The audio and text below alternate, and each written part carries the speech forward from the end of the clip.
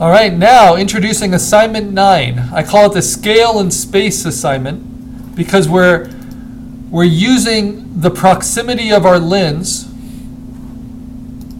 and our zoom features and our understanding of lighting and stacked perspective and focus to try to make it look like things that are in different spaces are actually in the same space. Like to make it look like he's doing a handstand on this thing, when in actuality they are separated by a great distance. So we're also manipulating scale.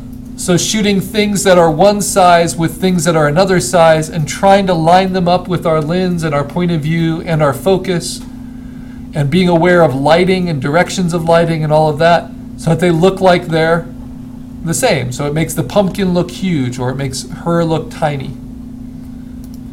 And then we use processing just to tighten it up. So what is the problem with this shot? Well, again, we're going to try to not crop our photos, right? We want to use the native picture frame. But the problem with this shot is her shadow gives it away. Everything from here up makes it look like these are on the same flat plane. And if you get rid of that shadow, that illusion is very strong, that she's touching the light. But the shadow activates the space in between, so it betrays that illusion of space. So we want to be careful of how we frame things, only showing things that help the illusion. Again, the shadow here really distorts it. Everything's perfect in terms of focus and in terms of alignment, and we can't always control outside what the light is doing. So in processing, she just simply moved the shadow, which is a little bit of a cheat, but it's a very effective illusion, right? Here it looks like there are two different spaces. Here it looks like she's balancing on top. So there's lots of ways to get rid of the shadow if that becomes a problem. To shoot at low angles so that the shadow is obscured. But then we have to worry about focus. And for some cameras this is easier than others. And the hardest problem a lot of you will have is even though you're using a very stopped down aperture like an f/16 or an f/20, you have trouble making them focus the exact same. Some cameras are better at it than others. And that's why we don't take this project too seriously. But we do want to understand what goes into the illusion, like the thumb overlapping her leg there, that gives it away.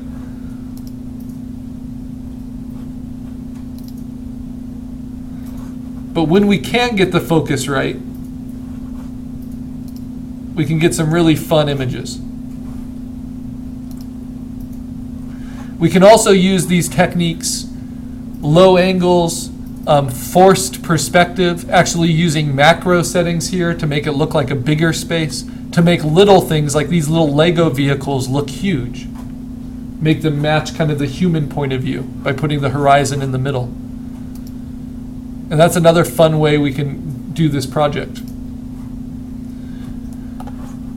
Putting this toy on campus, that's why props are going to be really helpful next class, to make it look like a full-scale vehicle.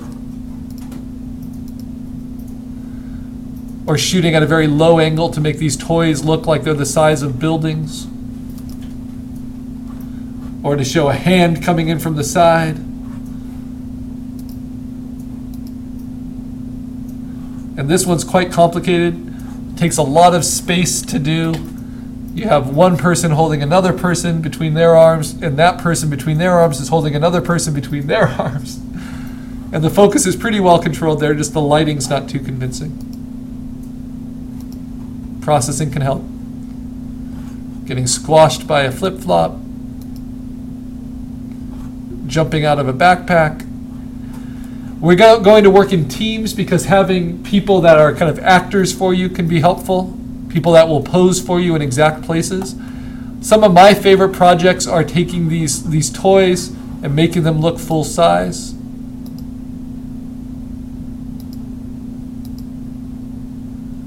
just hanging a toy from a fishing line, right? Getting some good acting. But that's actually very close to the camera. That's very far away from the camera. They look like they're in the same space. Holding on to the golden arches. So a lot of creativity here. I love this one because it shows real size cars with this toy car, and it finds an angle low to the ground that makes it all match. And the lighting matches, everything matches. Very convincing. This is how a lot of trick photography in movies is done. Now this one I always like to show because it actually looks very, very much like it's photoshopped. But I saw them bring the exposures into their computer, and it was just the peculiar lighting of the day. It was so diffused that there was no shadow at all.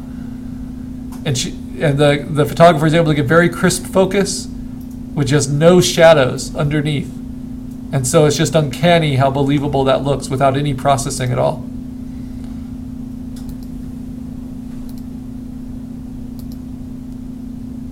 On and on. Using students to pack a toy car. It takes careful alignment, driving a toy car. So definitely bring some props. Anything that has kind of an associated scale with it. So a purse, we understand that to be a certain size, so it's fun to play with that. You're going to find it difficult. So we're just hoping to get them a mini portfolio of 3, and of those 3, we want one of them to really work out. But maybe you can get more than that.